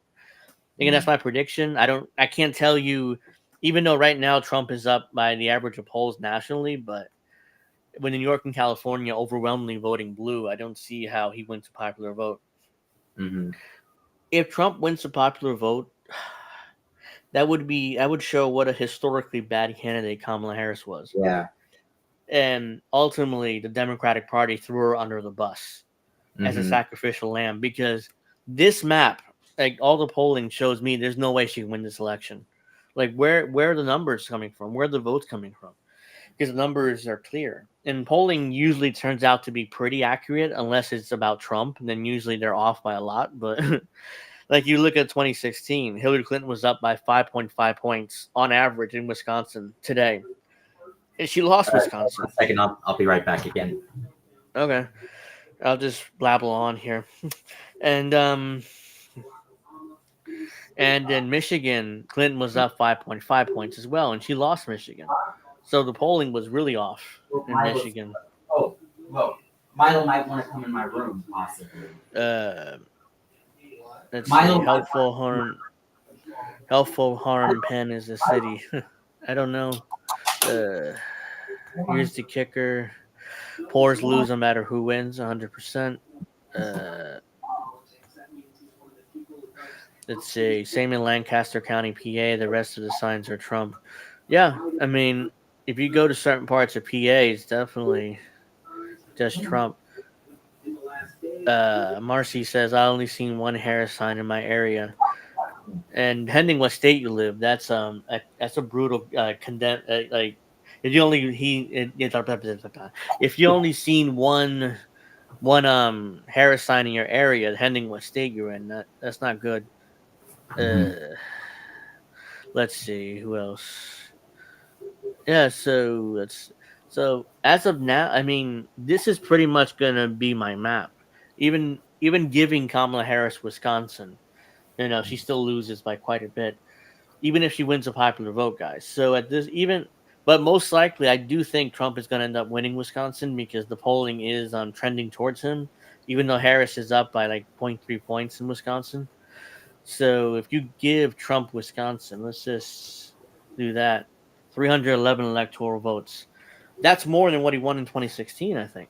And then he win like 305, something like that. So I have to look at the 2016 map and see, but he won. This doesn't go back to 2016. Consensus electoral map. Like that would be my map pretty much, guys. So there it is right there. You can very easily switch Wisconsin to Harris, and she still loses by a lot. But most likely, whoever wins Pennsylvania is going to win Michigan and Wisconsin too, because all these states pretty much vote very similarly. Like in 2020, Joe Biden won Pennsylvania, Michigan, and Wisconsin. So like Pennsylvania is that one state that you need. And if you remember, whoops, I didn't mean to do that. But if you remember back in 2000, at the time, the state to win was Florida. Like Florida was the swing state. They would go like everybody would spend all their time in Florida, all their money in Florida. It was everybody all can talk about was Florida. Now it's like that state has kind of shifted to Pennsylvania because Florida is pretty much a red state now. So let's see. So let's just do that because that's going to be my map most likely. And this means that Virginia, let's see, 1, 2, 3, 4, 5, 6, 7, 8, 9, 10, 11, 12, 13, 14, 15. That gives Democrats 15 states out of 50. If this is the map, which is brutal. Which is brutal because how do you become president of the United States when you only carry 15 states out of 50? And you can't. When Biden won in 2020, let me see. How many states did he carry? So, okay, that's the change in polling. Here we go. There we go. No, that's the same thing. Like, why is it Trump didn't win in 2020? Whatever that. So yeah, that would probably be my map. Hold on, let me screenshot this and see how right I was on Tuesday. And then we'll come back Friday and you guys can make fun of me or whatever, or you say, wow, what a prognosticator Angel is. But let's see. So let me reset this and see whether we can get we can get the 2020 map. I just want to see something. No, I want to view. No. Fuck. Let me see 2020 election map. I don't remember exactly who won which states. I know Biden won. Okay, here's the map. So this is the 2020 map. So again, this was a different election. See, Pennsylvania went to Biden. Michigan, Wisconsin went to Biden. Georgia, Arizona, Nevada. So all these are red states. These would normally be red states here, but they went Democrat because of the special details of the election and COVID. Since Trump was president in COVID, he's probably going to lose the election anyway. So, but we're 4 years past COVID, and there's no pandemic. So we're a lot of people are going to vote in person on Tuesday, and we're going to be looking at a very brutal map for Democrats on Tuesday. Like, let's see. So my map, you saw my map. Trump is going to win this election comfortably in the Electoral College, most likely, because I don't see how, with the polling the way it is, how the hell Kamala Harris is going to pull off a victory. Which is why she's panicking. Which is why they're doing all these attacks. Like Trump's a fascist, Trump's this, Trump's that. He's especially evil. You cannot vote for Trump. You cannot, under any circumstances, vote for Trump. And I'm like, come on. So yeah, that's my map. You guys saw it there. And the one thing I want to mention is that I don't know if I mentioned it earlier in the show. Maybe I didn't, but yeah, the latest rally where Kamala was speaking like a couple days ago, and then Palestinian protesters came up, and then she did the I'm speaking part again.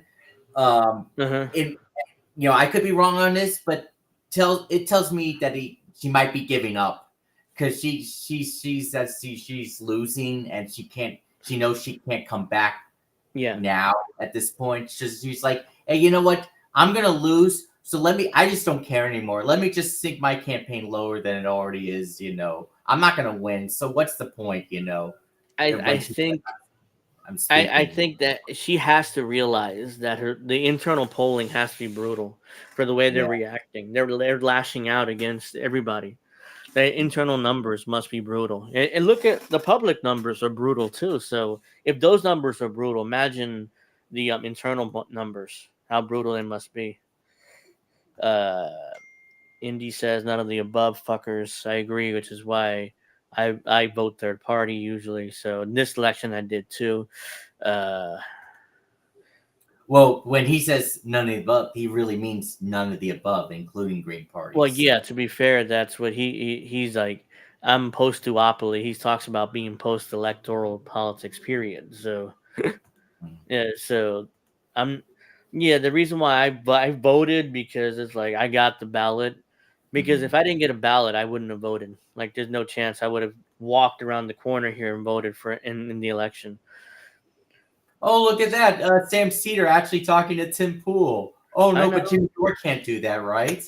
Yeah. Jimmy Dore does it. He gets all this shit and all that stuff. But when Sam Cedar knows to do it, hey, it's okay. Yeah, so this is, according to Sam Cedar, Anna Kasparian is leaving the left for cash and has said so on her show. But when he gets pressed minimally about TYT losing members, he suddenly doesn't care about showbiz. Pretty crazy allegations against her.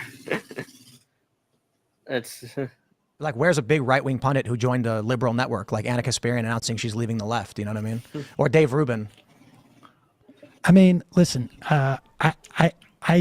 if you want to say that these are like the intellectual pillars of... No, certainly not. I'm saying something's causing an emotional rift that makes people not want to be on the left anymore. Well, I would suggest it's probably cash.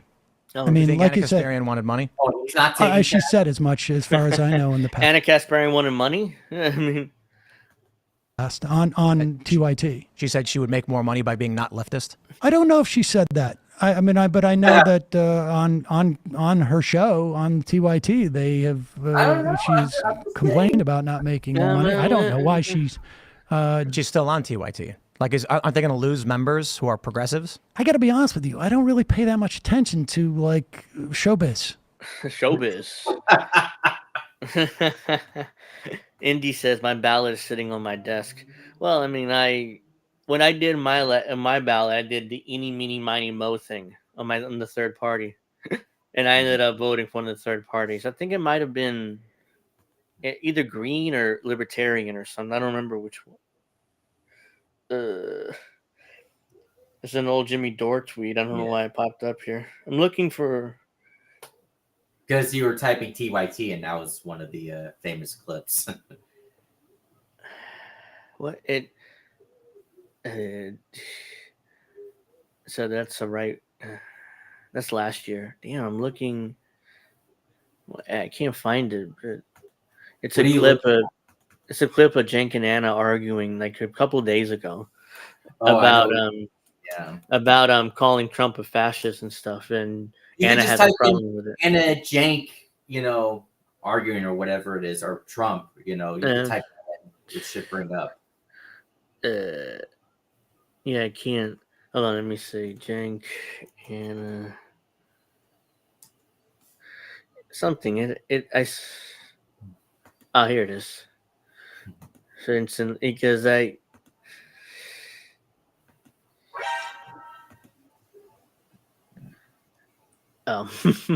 so this is Cenk Uygur getting triggered by Anna Kasparian, pointing out how full of shit he is in the old fascist thing, and how full of shit Democrats are in general. So when Debbie Dingell says he's going to start internment camps, he never said that. That is not helpful. On that, you're 100% right. Because once she says something that he didn't say, then not only the right wing, but independents will discount every other thing you've said. Not just every other thing you've said, but every other thing that anyone on the left has said. He never said internment camps. Don't say that. And the notion of a fascist. Because look, if we're just gonna use fascist toward anyone we dislike, all right, then the word doesn't actually mean anything. Okay, what do you want me to say, Anna? You want me to say wannabe dictator? Democrats always call people fascists that they don't like. Mm-hmm. That's the issue that they have. They always do that. And hell, Anna used to do that too. I mean, she's not guilty. She's not innocent in this. She used to do that all the time. But now she's pointing out how all Democrats just call everybody fascist, which is true. I mean, but she did it too. So she's not innocent in this whole thing. And it's ridiculous. Eventually, even let's say a fascist does pop up one day, a real one, and runs for president. No one's going to buy it because all these liberals, like they cried wolf one too many times about Trump. But it's funny. It is funny that Anna Kasparian is starting to sound at least a little more sensible, or maybe more sense than Kyle Kowinski. It's insane. He's getting worse. He's getting worse, and I never thought I'd be saying that. Yeah, I haven't seen his videos in a long time. I don't really watch him anymore, but occasionally one of his videos pop up in my home screen, and I'm like, it's just the most recent scandal, which I didn't cover because there's no evidence this is real, but the most recent scandal is the Jeffrey Epstein tapes. You've heard about this, right? Where there's allegedly 100 hours of tapes of him talking about how best friends he is with Donald Trump, and how how much they would do all these horrible stuff to women together. And it's like, first of all, what a coincidence. Again, right before the election, just like the Access Hollywood tapes in 2016. You remember, I grab him by the pussy, I don't wait. Remember those tapes? It's the same thing. It's the same playbook. There's a new scandal right before the election talking about how that's why I didn't really cover it, because it's like, I'm not buying this. I don't know. It just tells me, there's AI now, and you can very easily, doctor tapes with AI. So, and then I could do it. I could doctor somebody's voice in a tape, like, oh yeah, you look, so and so is really good friends with Jeffrey Epstein. Look how horrible he is. Doesn't mean it's true. Never met, but there's no evidence. That's why I didn't really cover it. Guess who covered it for 30 minutes? Kyle Kalinske. I didn't watch it, but he it popped up on my home screen on YouTube. Oh, come on. Well, first of all, why is he still popping up on my screen? Second of all, why is he covering this for 30 minutes when there's really no evidence for any of that being true? Dictator. Sure, you can say want to be dictator, but I don't even think he wants to be a dictator. Of course he does. That's what you do when you lose an election and you go, oh, I got fake electors and I'd like to terminate the Constitution and bring out the tanks and use martial law against American citizens and shoot protesters. I mean, if that's not fascist, then I guess the word just shouldn't exist. But was he able to do those things? No. First of all, his entire cabinet had to threaten, not cabinet, administration, his White House team. The other thing is, Anna's point, Anna's just tearing it apart. It's like, was he able to do those He didn't things? answer her question. I mean, come on. I mean, Trump is horrible. Of course.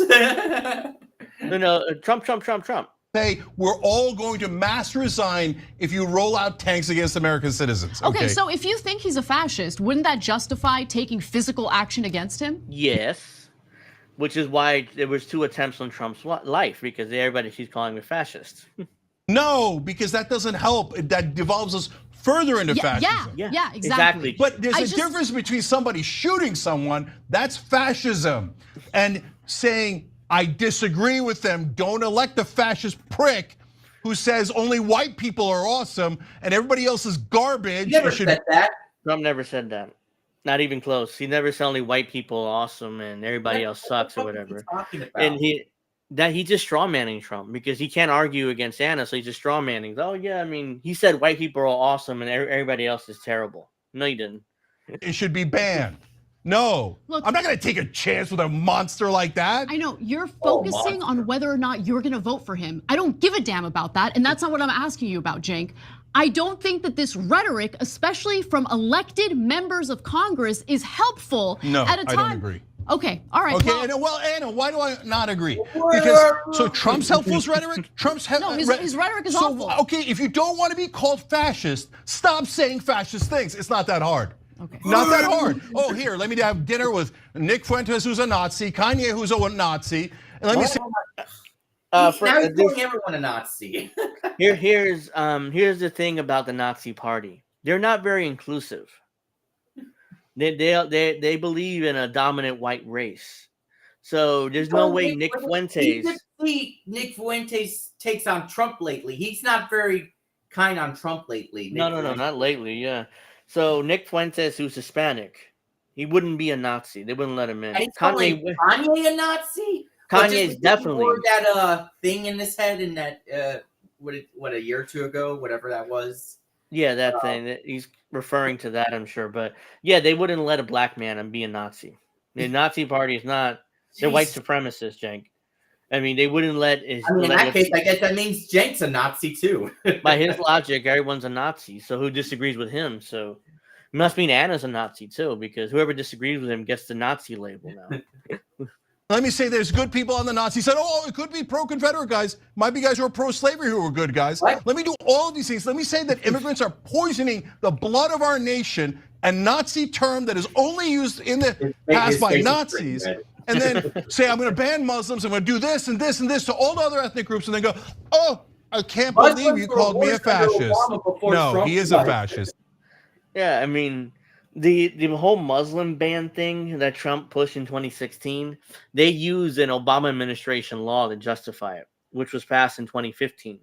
I covered this before. I forget what the law is called, but it called for extra scrutiny from immigration from 7 different Muslim countries, which is what Trump used in order to justify his Muslim ban. And again, the two funniest things that would ever happen if it did happen. One, if Annika's parents decide to reunite with Jimmy Dore after her takes lately. And 2, like I mentioned before in the previous a few weeks ago or a couple weeks ago when if Anna decided to interview Tulsi Gabbard this time after all the years she what's the word heard her, and then all of a sudden they're good with each other. That would be so hilarious. So I was looking through this and real quick because this is Cenk Uygur responding to the tweet we played about Sam Cedar. He claims at this point Sam Cedar just a gross liar. Anna never said she wants to leave the left for money. When he's pressed on it, he claims ignorance. Then why did you lie about it? We lost subscribers and money because we acted out of principle. Something Sam wouldn't understand. Damn, he went all in on attacking Sam Cedar. He went all in. It was like, because I thought they were still friends. Apparently not. I mean, Cenk has completely said he's been defending. Like, his defenses of Anna is just a lot. So it's, but yeah, I mean, Anna never said she left the left for money. We read her entire article on Substack, and it never talked about money. It did talk about, hey, please sign up for my Substack, and I'll give you 3 articles a week, and eventually I'll do a video podcast once a week. But it wasn't like she is straight up saying, well, I left the left for money. Nobody says that. No. Even if it's true. So let's see.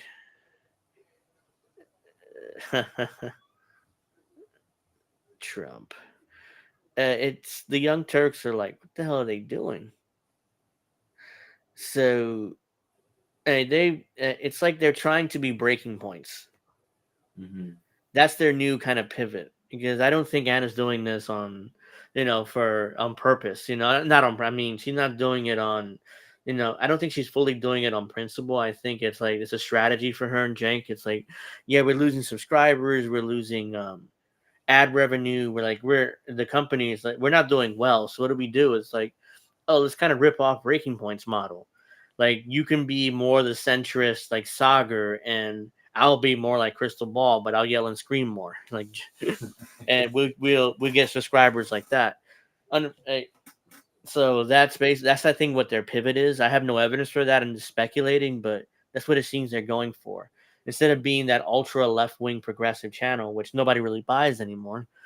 Hell, even Cenk's own nephew's attacking him. So that's how nobody's really buying this anymore. They're being left-wing. So it's like, I don't mention his name. I have no respect for the man. He's Cenk Uygur's nephew, but we all know who we were talking about there. So Tim Pool, millionaire from podcasting, works too hard. Get the fuck out of here. He just sits on his ass. Yeah. And I wish I could do that. I wish I could sit on my ass and do podcasts all day and break in the cash. I mean, that would be an ideal life, but I can't do that. I do this more for fun and to get my opinion out more than making money. Hell, I mean, so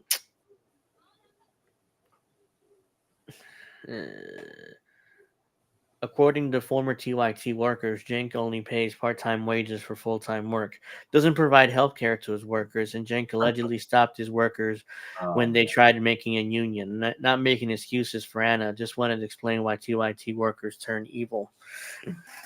So, yeah, the whole TYT union thing, I tried to get... You post the Jimmy Dore ha meme.